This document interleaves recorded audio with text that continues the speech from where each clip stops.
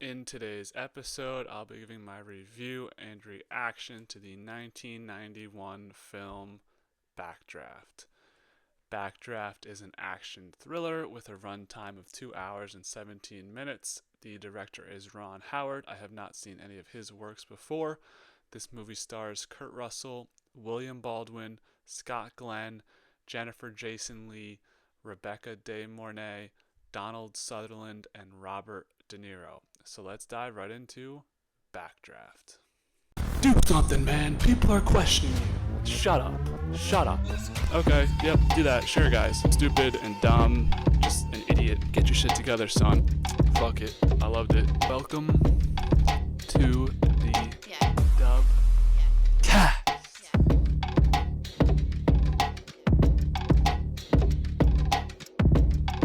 Coming into Backdraft, I was assigned this movie by my esteemed peers to watch for our group, and reading the description, it's about what I expected coming out of this movie. I thought you had a pretty interesting cast with a younger version of Kurt Russell. I'm only really used to seeing him as an older gentleman. Robert De Niro in a sort of semi side role. The films we've reviewed so far, he's either the main character or he's just making a cameo. So to see him in this sort of minor role, I thought was interesting. And you have some other interesting cameos and younger versions of actors I know. I've talked a lot about Scott Glenn on the channel with the White Lotus stuff, but Daredevil stuff as well. Fun to see him in a young. This is like 20 years before he was on Daredevil and White Lotus, so it was interesting to get a look at him during this age. Honestly, I think the pyrotechnics were pretty amazing for a movie made in 1991. I think 1990 is kind of that cutoff for where I'm like, it's I'm not going into a 90s movie expecting it to be like this terrible bad CGI. I mean, we reviewed this thing from 1973, and that was great. That had some interesting plot points, whatever. So maybe I gotta just subvert my. No, that's bad. I can't say that. I think I'm getting the gist of these. I feel like the closer we get to 2025, that's when I like the movie better. Now, I think like mid-teens is mid 2010s is like the prime for movies. That's a discussion for a different day. But for the 1990s, I thought they did a great job with the pyrotechnics, CGI, for my little inside joke there. But no, I think the pyrotechnics are really good. Like, these fires were fucking absurd, dude. Every fire was a large spectacle, including things blowing up in a grand fashion. Like, this movie did really feel grandiose. Felt like every fire they went to go put out was a massive one. I get that. It makes sense with the context of the movie, and also the division of the brothers being the quote unquote hardest in the city. I did enjoy the limited Chicago scenics we got. I want to visit Chicago one day. I've heard rave reviews. The only one in my family who hasn't gone to Chicago. And I know a lot of people from Chicago and can easily stay with someone if I need to, but I'm lazy and don't want to pay for flights. Anyways, Chicago one day. I was decently compelled by the characters. I like the dynamic between the brothers. Steven's obsession with being invincible to fire. I didn't like how Brian ended up as a fireman. I get it, but he watched his dad and brother pass away being a fireman. And, maybe if that was me, I just wouldn't do that. But, they're saving Private Ryan. So what are you going to do? People, they feel enlisted to go and do what their family did. So I respect that. But I don't think I would want to do that. Would I want to be a fireman in the first place? Probably not. So there you go. Definitely a good reminder this movie was of how, the stuff firefighters go through. A lot of people growing up in a household that had a police officer, we hear a lot about how firefighters just sleep, but this is a good reminder that they do stuff and they do have to fight these tough fires and casualties do happen. It sucks. So I appreciate that aspect of it. I mean, we don't even see the fire go out in most of these case scenarios on these big, explosive, grandiose fires. We don't even see the thing go out. They got the water, but they don't actually put it out. I thought, the love interest, I'm all set with that. between Brian and his ex girl, I thought was a little weak. I feel like Stephen A. Smith coming on here every time, like the love interest was weak. We needed a Beyonce. We needed a Halle Berry. Once again, making references that nobody probably gets, but I don't know. I didn't think they had really great chemistry. Brian and his girl felt a little bit forced to me. Just like, let's get a love interest in there. We don't always need a love interest. I did think Steven's romantic interest was a little bit more interesting. You have the ex-wife, and then when he screws up in the fire in the high rises, he goes back to her. That's kind of like a cushion. You know, she takes him in because she's been waiting for this moment for a couple of years. They have a kid, but they're divorced. Too little, too late, but they do have a night together. So I thought that dynamic just on that one interaction alone was more interesting than any of the ones that Brian had with his ex-girlfriend from high school that he runs into, like when he first gets out of the academy, and then they're just banging all of a sudden. Um, I will say I respect how this movie was willing to take some chances and hurt and injure main characters throughout the movie. You have Tim get hurt, Rimgale, Brian almost dying. I mean, really back and forth stuff. And then the literal second scene of the movie, which was like, it must have been a jaw on the floor moment for people in the 90s. The second scene, the father's dying. Like, damn, bro. And then the twist at the end I thought was interesting. We're kind of playing this who's who of the person who's causing the backdraft. It did feel a little bit obvious for it to be Steven, but I was running with it. I was like, fuck, he's the fucking guy. So it being Axe was interesting enough. And then all the conspiracy shit with the mayor and the accountants, that's a little interesting spin on something. LA Noire, Arson Division, those out there, you know, we've worked like Rimgale and Robert De Niro. So we know the cases, the facts of the case. There is conspiracy and fire. LA Noire, good game. Shout out, play that game. Yeah. Moving on, one negative. It hurts me to say this, man. Hans Zimmer is my goat. I thought this music was not good. You know, the only really notable composers I know are Hans Zimmer and Ludwig Göransson. My two Mount Rushmores, Brady. I don't know why I keep saying Brady. I said that in the other review. Pippen, or not, why did I say Pippen? Chicago. Well, Michael Jordan versus LeBron James. LeBron is Ludwig Göransson. Michael Jordan is Hans Zimmer. So there's something for you. But Hans Zimmer has done over 150 movies. I don't think this is one of his top performances of the movies I've seen so far. It felt sort of cheesy, and it could have been a little better in my opinion. Got to throw it out there. Got to give my little music, you know, sense out there. Decent movie overall. To throw in at some point. I probably won't watch it again though. I've got a growing list of over 100 movies to watch. I don't have time to rewatch anything, so take that with what you will. But I'm not really going around recommending this movie. Like, it's an interesting one-time watch, but I'm not sure if it's at the top of my list to recommend. The arsonist in the jail was a boss. Respect to that guy. Overall, I'm letting this movie. I don't know why that was a segue. I'm letting this movie at a 7.6. Fun, good pyrotechnics. There's some interesting stuff. There's some stuff that's not as interesting. A little bit tropey. Didn't like the music that much, but 7.6 solid score.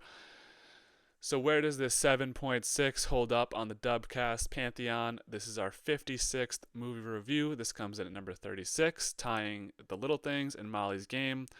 I would take it over Molly's Game, but I got The Little Things over it. Like, the twist at the end was more interesting, and the concept of the movie is more interesting. Molly's Game, you know, there's a little bit of cheesiness going on there too. So lands right in between sandwich of the 7.6s.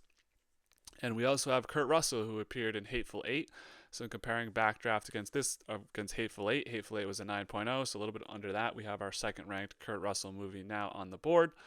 So with that being said, let's dive into my thoughts and reactions throughout the film. So as always, the DubCast special, we get to talk about how this movie opens out. We're with the little brother. He gets to ride with dad on the first time. Pretty dope, you know, let's go vibe. If my dad was a firefighter, I want to ride along too. I ain't going near no fire, but it'd be cool to ride in the truck, be with the boys. And then as soon as they get up the ladder, they blow up a gas line and the place went boom. And his father, Brian's father, R.I.P. man. I mean, seemed like a good guy in the two scenes we got of him. And then the fucking paparazzi, not to mention 2025 Justin Bieber walking out of his apartment facing fucking 17 paparazzi in 2025. In 1991, a gas line blows off and your dad gets killed in a fire, and they're showing or they're taking a picture of you and sending it to the fucking paper. Come on, man. Ugh. But this picture becomes famous, and we get a 20-year time jump, which was, a little bit unfathomable at the beginning of the movie because we're just starting out with these kids, but now they're fucking 20, late 20s. And I gotta say, bro, terrible fucking beer pour from the bartender here. We're at a fireman ceremony. I get it. We're probably at like $3 beers, $3 Millers. It's buy one, get one, some sort of deal going on. I don't know. I have to say, bro, if I see that much foam in the beer, I don't know what the culture was in the 90s. I'm taking I'm taking the check and walking out, and you ain't getting no fucking 20%, man. What the fuck? No, I had to point that out because fuck foam and beer. So our boy Brian is becoming a firefighter, and when he's opening the front door, he gets bombed. Boom, gets hosed right in front of his ex, Al Boys, really. Like, he's really trying to chat up his ex. Probably she's toxic, but you gotta let the boys ride out and try and get back with him. Oh, like these boys, like, I guess it's kind of like a fun thing, like, oh, he got water all over him, but it's like your boys are really doing this to you in a moment of, it's like someone like pantsing you and you're talking to your crush. It's like, what are we doing, guys? And he got sent through the car windshield.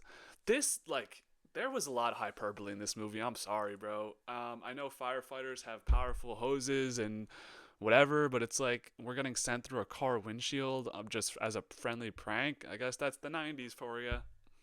Anyways, moving on, we learn that Brian's brother, Steven, is also a firefighter. And what's being a firefighter if your brother's not there to be like, you're taking the hardest job in the city immediately and we're starting tomorrow because you're joining my division and company so we can work together. Now, Steven is kind of like the rock'em sock'em rough guy that believes he's invincible to fire. I'm sure there's like a beautiful essay written out there about Steven's belief in his invincibility to fire throughout this movie, and fire as a symbolism and whatever. Try to characterize the fire. I know a lot of people picked up on that watching this. I don't give a fuck about a fire being, it's an inanimate object. It just kills and destroys. But yeah, back to the point.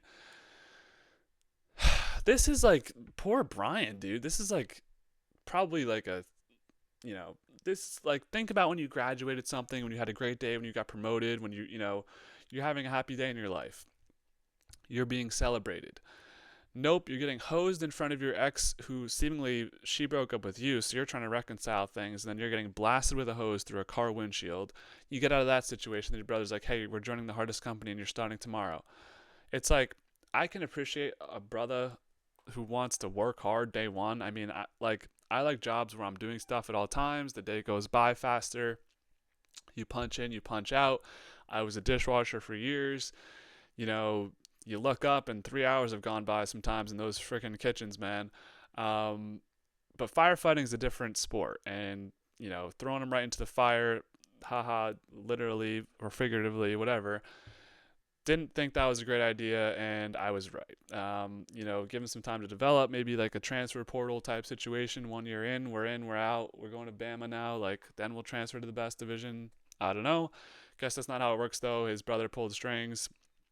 Brian also like bought a bottle of champagne, but he bought him 2 bottles of champagne or something. The fire chief, I don't know. So I guess we're just already full on corruption, which is a nod to later happenings in the movie. So we get to the first fire. Steven and Brian. Brian's like late to work because he sucks and is like the shitty younger brother who doesn't give a fuck about anything. And as they're putting their hose out and trying to get it to a close approximation of where they need to put out the fire, they just break through car windows to put the hose through. Now, tell me in 2025, if someone's putting a hose through your car door, what are you doing if it's a fireman? No, don't bullshit me. I guarantee at least 64% of you out there would freak out, call insurance. I mean, I'm sure it's already insured anyway, but you'd be like, what are you doing on my property with my car? So that's something I found funny because today that would not fly at all. I've never seen a hose go through a car window. It makes sense due to like, what's that term? Square area or something like that. I don't know, but that would definitely not fly today. Don't bullshit with me, any of you people out there. I know at least if we put 10 people out right now, we put hoses through their car windows, they'd freak out. 8 of them would freak out. So I thought that was interesting, a little back and forth 2025, 1991 comparison, considering that's 34 years ago. So our boy Brian is on his first mission. There's like, it's really hot in there.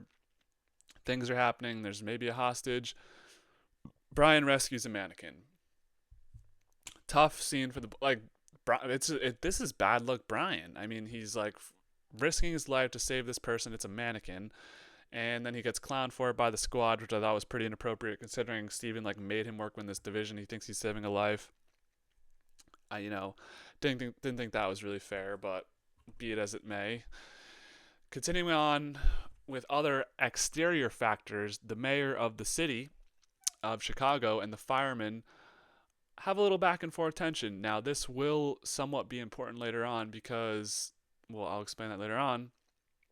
But there's been cuts made to the fire department and people are dying. And, the press is out there. It's like kind of one of those pseudo battles where you're like doing battle through reporters, trying to make noise in front of the media, that type of thing.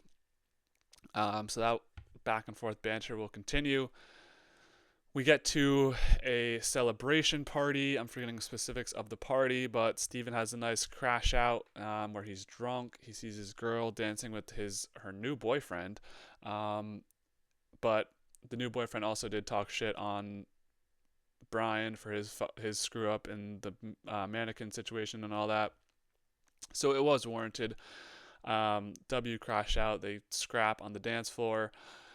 And then after this, after Brian's been humiliated after only a couple weeks at work, he is receiving an offer from Rimgale, Robert De Niro, well, it's not directly from Robert De Niro, it's from a different source, but he works with Robert De Niro. Robert De Niro, Rimgale, is not happy to have him work there initially, but he's like, you know what, the last guy sucked, so you'll probably suck too, which it's Brian, so we'll talk in a second.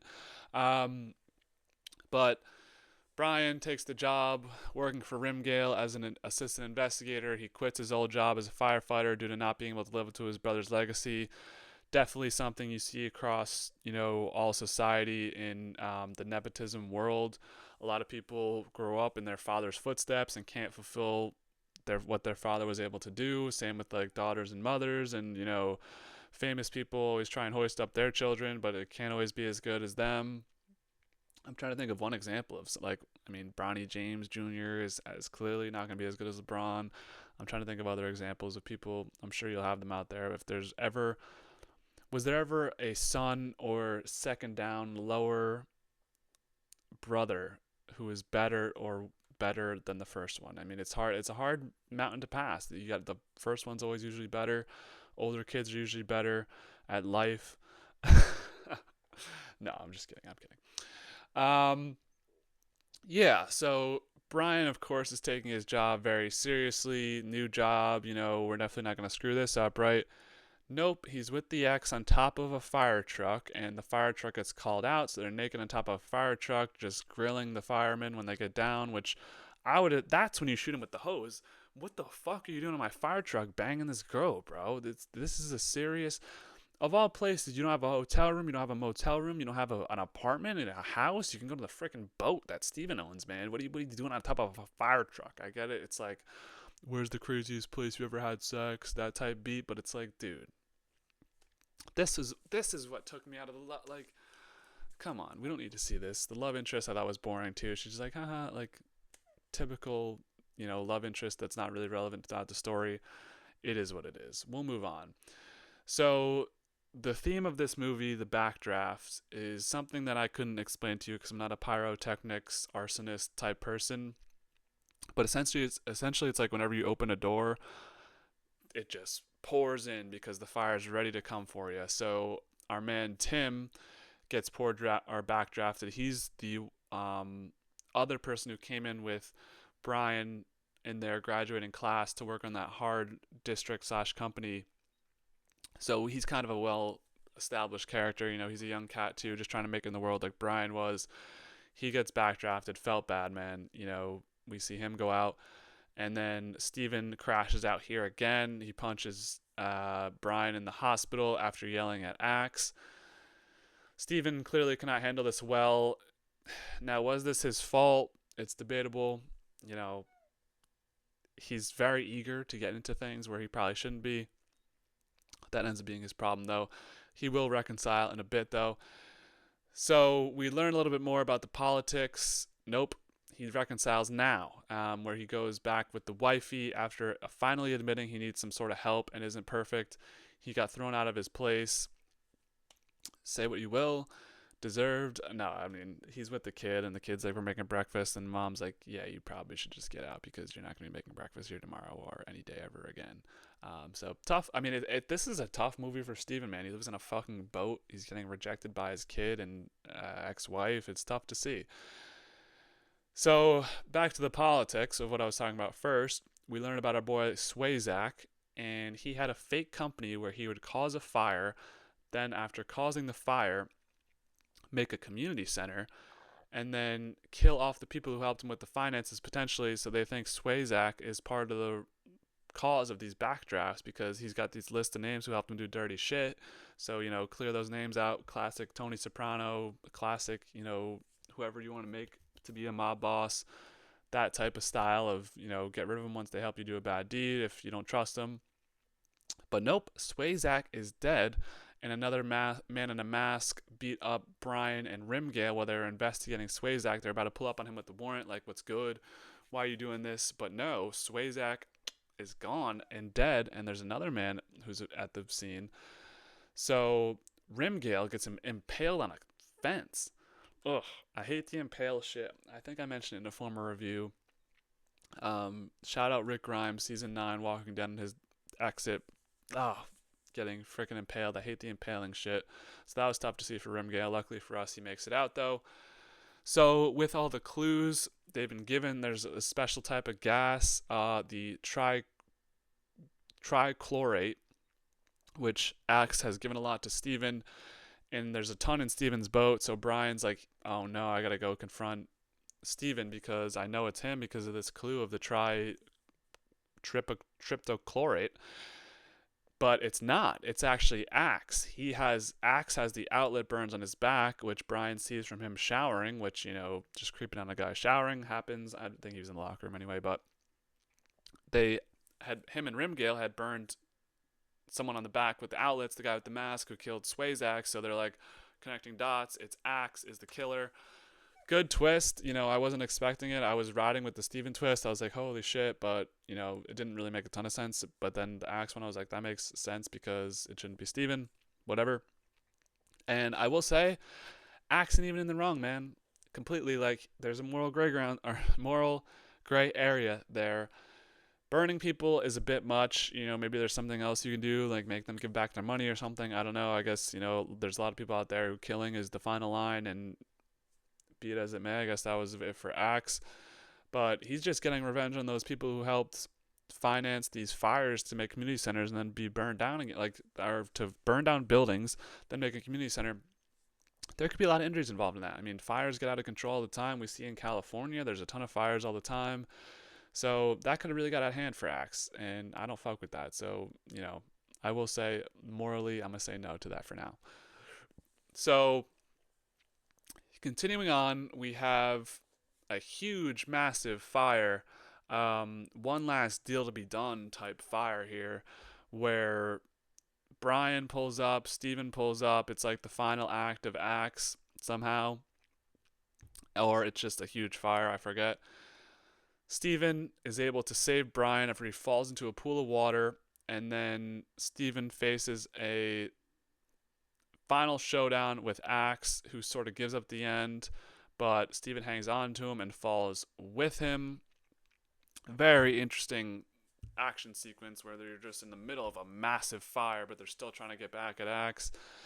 Brian makes the sacrifice play. He pulls a Captain America. No one thought he would make the sacrifice play. He gets the hose and throws a fire extinguisher into the fire. Steven is proud. this is able to subdue most of the fire as the fire extinguisher does its thing of like circling around and all that. And then the aftermath results. Steven flatlines in the ambulance. Sad to see Steven go, but it kind of made sense with his invincibility through fire that he was eventually going to bite the dust. But at the end here, it was sad. He has a huge funeral where everyone shows up. Obviously, he wasn't or I believe they also had a funeral for Axe too because they didn't want to make it known that he was the killer. That was one of Steven's dying wishes. So to wrap up the sort of extracurriculars here, you have Alderman is in hot water over his involvement with everything. Brian is still a fireman, like I mentioned before. I don't know why he would go back to doing this, especially after all the close calls he had. But I guess there's some people out there who just chase fire, chase arson, be it as it may. That's your thing. Go ahead. And then we have a callback to the beginning scene of his brother helping him when he first started, and now he is helping another fireman like when they're first starting. So nice little uh, symbolism. Word was lost on me for a second. And then we ended out with some Chicago scenics and a nice little fact at the end. I thought I was going to say based on a true story. I'd say no fucking shot to that, no offense. It was a well drawn up script, but no way this actually happened. No, there's just over 1,200,000 firefighters today. I'm sure that number is probably tripled by now. Thank you, LA Fire Department, fire departments across the world, keeping us safe, putting out the fires of society. We appreciate you. So that's Backdraft. You know, fire arsonist people out there, go ahead, check this one out. It was a fun time for a bit. You know, there is some tropey, cheesy stuff in there that kind of brought down the score for me, but that's where I'm leaving it at a 7.6. So, what was your guys' opinions on Backdraft if you've seen it? If not, why haven't you seen it yet after watching this whole review where I just spoiled the entire movie? Yeah, so what to expect on the DubCast in the future. We have the Hunt for Red October movie review coming out, My Cousin Vinny movie review coming out, TV shows Severance Season 2 reaction review, and then the character tier list for that. I'm sure that'll be really synonymous or anonymous, not synonymous. I think everyone will agree on that for sure. Videos on the channel before. I mean, we have a ton of stuff. There's everything you'd ever want here. Dubcast, live streams, sports, everything you need. So expect a lot of content in the future. Subscribe, join the company, the hardest division working in America, the Dubcast division, and you'll be able to stop the Backdraft. So as always, be easy, y'all.